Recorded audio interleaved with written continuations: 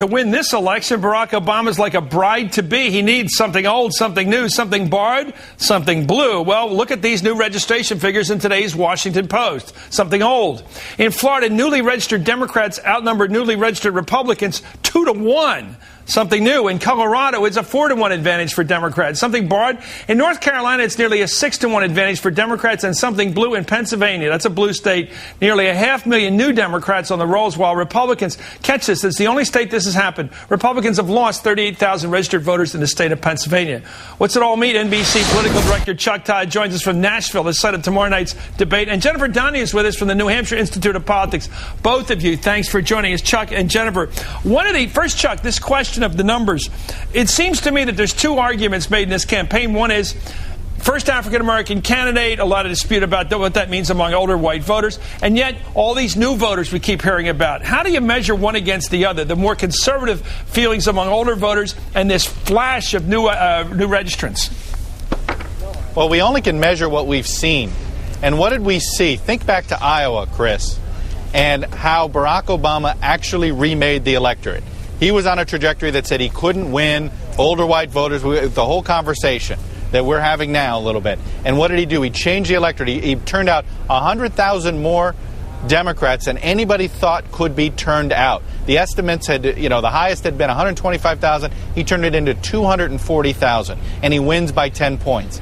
I think that's what we're seeing. This is part one of this strategy that the Obama campaign had always promised in the back rooms with Democrats in D.C., which is, yes, there might be some trouble in the northern tier. There might be some trouble with older white voters in Pennsylvania, in Michigan. But here's how Obama overcomes it.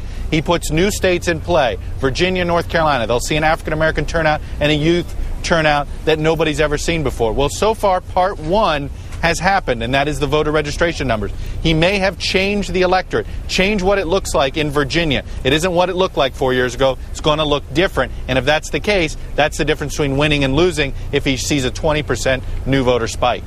Jennifer, do the same thing. Put that up against each other, the resistance of older voters and the explosion of new, younger voters. Well, it's clear that Chuck is absolutely right, that a lot of toss-up and even Republican states are seeing serious increase among Democratic voters. Young voters are lining up in droves to register. I've seen that at voter registrations at Harvard and at St. Anselm. There's no doubt about that. What we do not know yet, though, compared to the Iowa analogy, is how Republicans and independents will vote on Obama. And that does leave a question mark in the middle of the whole equation, which is that will people actually go and vote? It is different to register than to actually do the act of voting. So while the numbers are very, very intense and persuasive, we don't know if that will mean that there'll be this mass voting for Obama. We'll have some numbers, by the way, coming out of the new NBC poll out tonight on our second edition at 7 o'clock, courtesy of Chuck. We'll have some new numbers about very interesting numbers about independents and how they're moving right now. It wouldn't surprise you. By the way, Chuck's team has a new electoral map out today.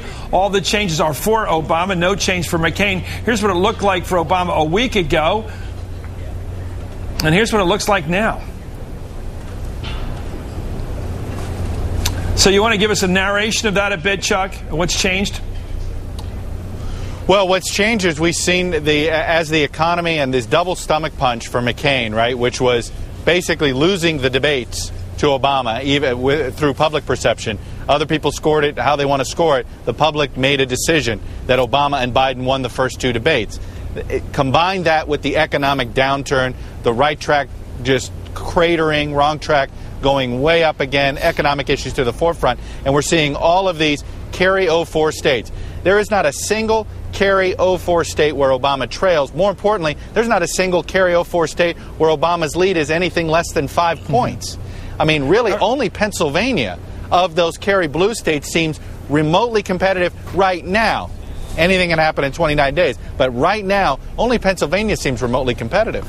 Well, run through that. I recently heard that the Republican plan was they knew they couldn't get Iowa, but they're hoping to pick up from the old map of 2004, New Hampshire, Michigan, and Pennsylvania in that order.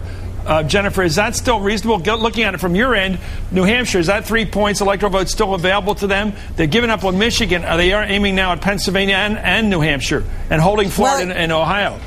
That's a really good question. I mean, we had a poll done by St. Anselm that showed Obama up by 12 just a few days ago, and we're seeing extreme volatility, including Democrats who were just elected 2 years ago now having to fight for their seats. If you have a chair in Washington, you're in huge trouble. That's the bottom line. But these debates are really not shedding a lot of light on the issues. I walk around New Hampshire and I hear voters saying, you know, I am so sick of hearing about these two guys' baggage. I want to know what it means to me financially.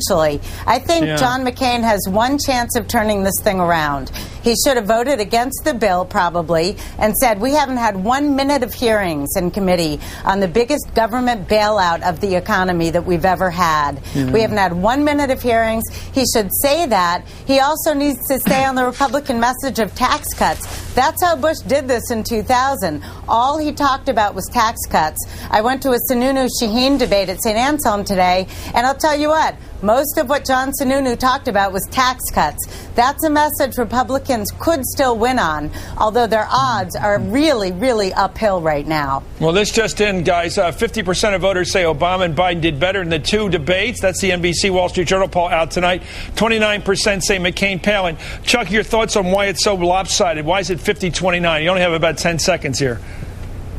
I just think that voters are grading McCain and Palin on a curve. They're making them have to do more somersaults to prove that they're going to be changed, that they're going to change things. Obama and Biden are getting the benefit of the doubt. Okay, thank you very much, Chuck. Thank you, Jennifer, for joining us. Jennifer Donahue. Pleasure.